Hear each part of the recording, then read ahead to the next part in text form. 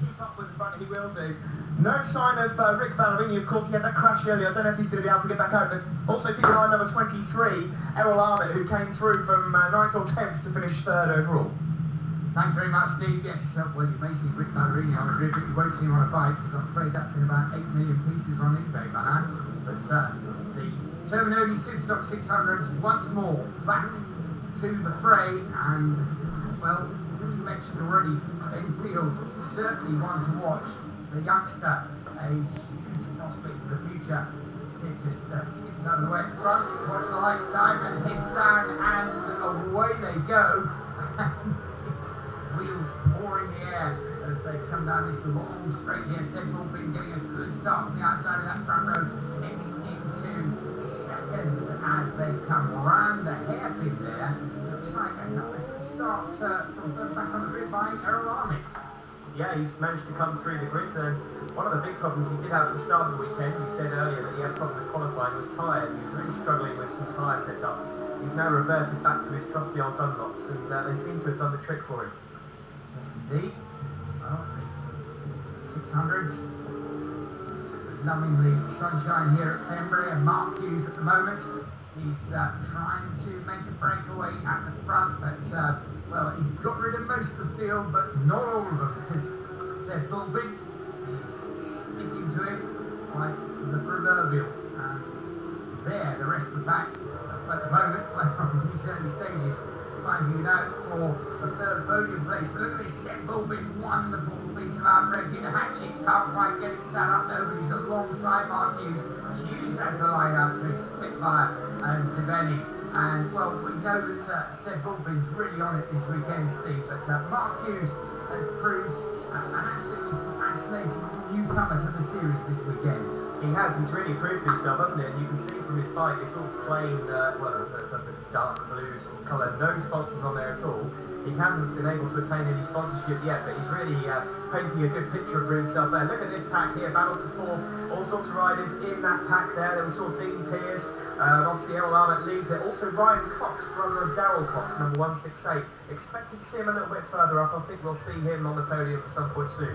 Errol Armit turning in some fantastic times there. He's in 3rd place at the moment, number 23, trying desperately. He's broken clear, there he is, of his pursuers. He's trying desperately to get in touch with the 2 leaders, and once again Ted Bullfin wandering about doing the outbreaking the hatchets. And this is a fabulous place to watch races, particularly if you've got a TV camera and you're literally watching them back into the hairpin.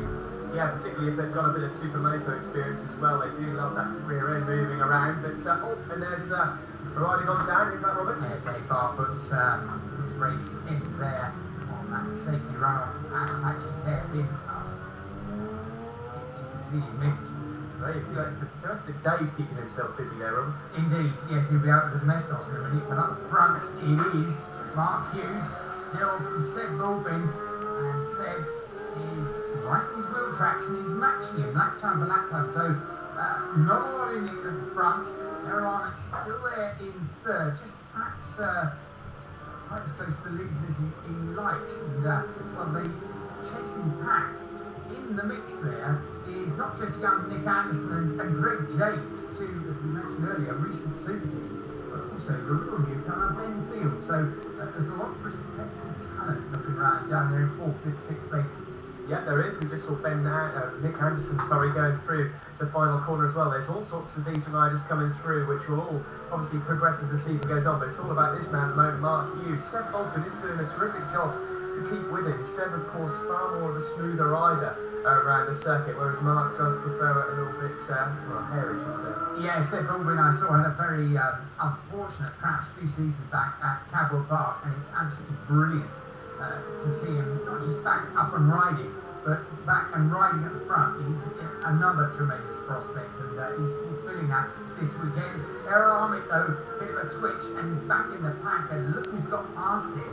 It's Ben Field up into 3rd as we see the leader there. Well, and he's out, and he's not that far ahead of Seb Bullfin. A fantastic ride from Ben Field. Yeah, Ben from Birmingham, we don't know too much about him, but I'm sure we'll hear from him a lot more. Snetterson's up next, we'll see how he gets on, but a brilliant ride, and if he can keep this on the podium, there he is, number 14, with the orange vest, of course, they're trying to ease a rookie, then it would be a fantastic win. Yeah, he's got past, as I say, Errol Armitt. Nick Anderson is not that far down the road either. As you see the leading two run through once more, and Mark Hughes just sticking in a fastest lap of the race so far, so just stretching maybe by a bike's length or so ahead of Seb Bulfin. Weather staying very kind with us here this weekend. Pembrey, of course, 20th anniversary this weekend for Phil Davis and his team, and they've put on a real good show here.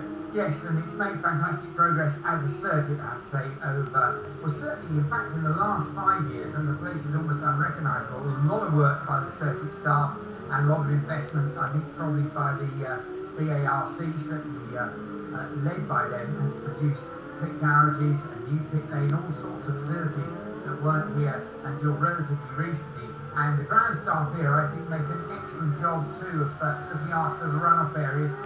All of them here being grass. Some circuits you see acres and acres of gravel track. Well, here we've got the old country sward. And there's a photographer who, frankly, I don't think ought to be standing there. In the firing line as well. Yeah, well, up the front it is Mark Hughes still in the closing stages that leads this one. There we see the last lap flag. A couple of star competitors on the road ahead could come into play, and well, look at that, switching left, switching right, sliding it about the leader Mark Hughes. The Bulfin still right there to pick up the pieces should Mark make the slightest mistake. I think he's given up hope of actually making a challenge for it, but certainly he's there if anything should happen to Mark. But he's made a good effort of anyway, and Nick Anderson there, a fantastic weekend for him. Yep, chasing hard after Errol Armitt. Errol, I'm sure, will be a bit missed that he's currently only running fourth in this, having been up in the third and having been overtaken by a real newcomer. But actually, it's a stupendous advance on his 10th place that he did in qualifying. But there's the checker flag, and through the slow riders comes Mark Hughes, picks the win, and that is not just an excellent result from Mark, but an excellent ride as well. And a really, really good chase from Seb Bulfin. I think this could well be Seb's season one way or another.